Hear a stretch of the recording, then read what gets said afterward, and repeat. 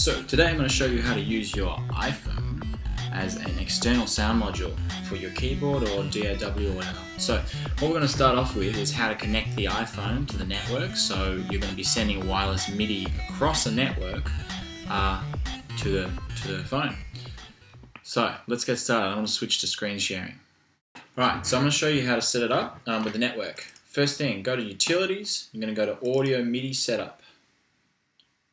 Right, so you've opened Audio MIDI Setup, but you've got to open up the MIDI window. Click on Network, and you'll have, as it was already connected, you'll have show up in the directory your phone. Click Connect, and it will pop over here. 0 seconds latency. That's pretty good. Now you'll need to make sure the live routings are on Network Mercury. The other thing to note is that this is just both phones are connected to my home network.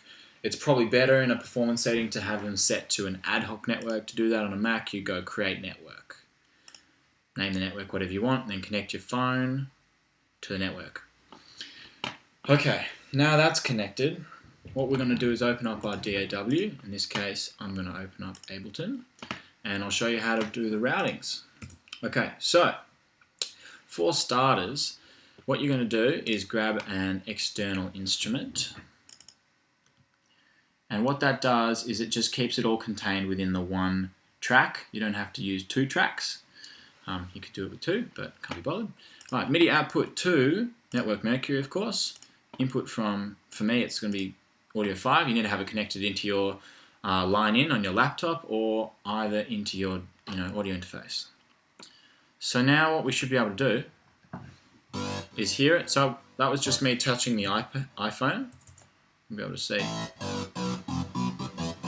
So you can hear it coming through. Now we're playing it on the keyboard and it's coming through. You can even, there's a push under here. There's even played on the push.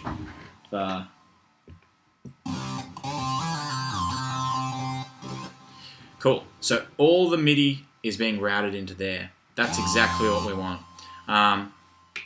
To use this in a different kind of setting, so for example, you've got a tune that you want to use the sound and you want to record it in. So what I'm going to do is I'm going to open up another set that has a tune in it. I should also mention there's only certain apps that can receive MIDI. But let's say we want to get in this tune, I want to replace this bass sound that I made in here with something that is on the iPhone. Or just want to beef it up with something like that. So what I'm going to do is, I've got all the MIDI information there to this track here.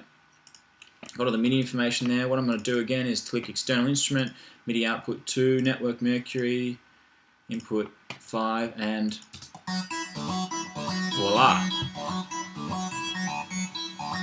So that's the phone. As you can see, if I press the phone, it's going to mess it up. But there we go. So now we're sending MIDI out of something that's pre-done straight into the phone. We can also go, this app's called Sunriser XS. There's GarageBand as well. There's a number of other ones that can accept MIDI. But in this case, I'm just going to go through some of the presets and see, which ones I like, maybe.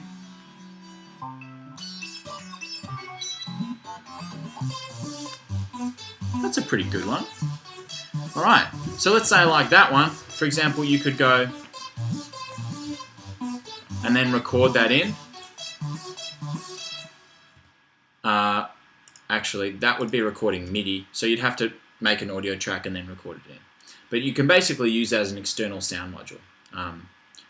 And then you're set. As I said, there are only certain apps that are MIDI capable. The one that I'm using is called Sunriser XS. GarageBand does it too. I'm sure there's a number of others. Google it, you'll figure it out. Hope you enjoyed it. There's how to use your iPhone as a sound module.